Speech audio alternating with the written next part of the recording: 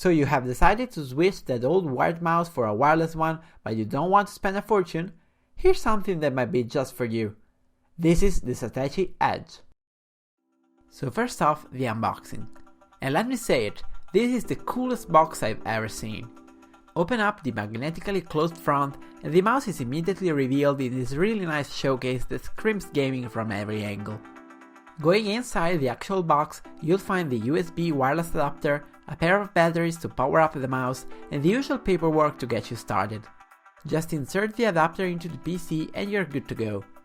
Taking a look on the outside, you can see the plastic build all around with a soft touch material on top that makes it ideal for grip.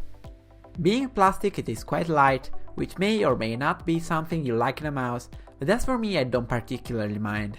I quite like the curved design and the shape fits nicely under the hand, with the thumb perfectly resting on the left side if you're a righty. Keep in mind, however, that like most mice out there, this is not thought for left-handed usage.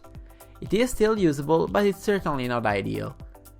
Looking at the bottom of the mouse, you'll find two pairs of switches with 3 modes each.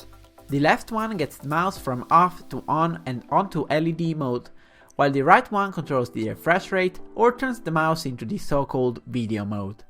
The difference between this and the gaming mode, which is activated when you set the refresh rate to 250 or 500 Hz, is that the buttons will react in a different way.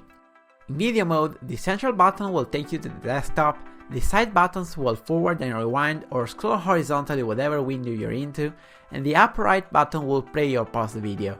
Besides, in video mode, the central scrolling wheel becomes a handy volume adjuster.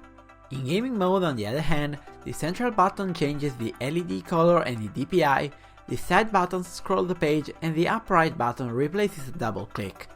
At least for me, it was kinda confusing at first, but it gets easier pretty soon, and I find myself using these features pretty often. Keep in mind that the buttons are not customizable, so you'll just have to stick with what you have. As mentioned before, the LEDs on the mouse can also change color, and you can cycle through blue, red, purple and green, with each one corresponding to a DPI setting.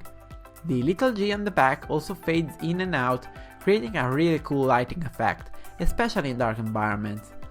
As for the actual everyday usage, the mouse is really comfortable and it has the classic ergonomic shape that we all love so much about gaming mice. I haven't felt any hand or wrist strain even during long editing sessions, and that alone for me is a great advantage.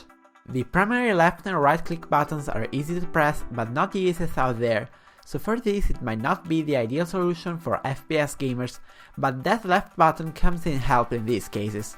The center wheel on the other hand is really in my sweet spot, being easy to turn but not too easy to use it accidentally. The responsiveness has also been really good for me, even with lots of wireless devices nearby.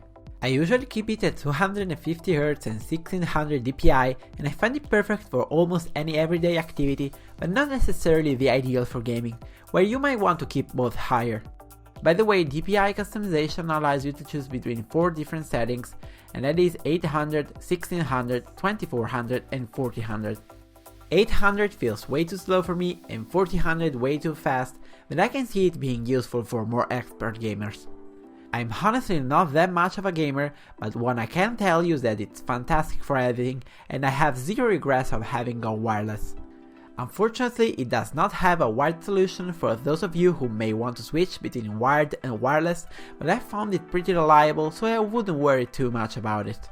On a side note, I use no mousepad, and nevertheless I haven't had any problems neither in responsiveness nor sleeping, also thanks to the rubberized feet on the bottom.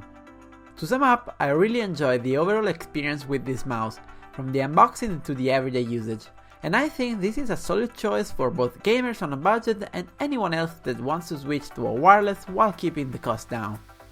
Right now this goes for $25 on Amazon.com, which is a real deal if you ask me. So that wraps it up for today. Definitely like this video if it helped, and be sure to subscribe to the channel to get our next video when it drops. Joe here from Another Hurt, and I'll catch you guys in the next one.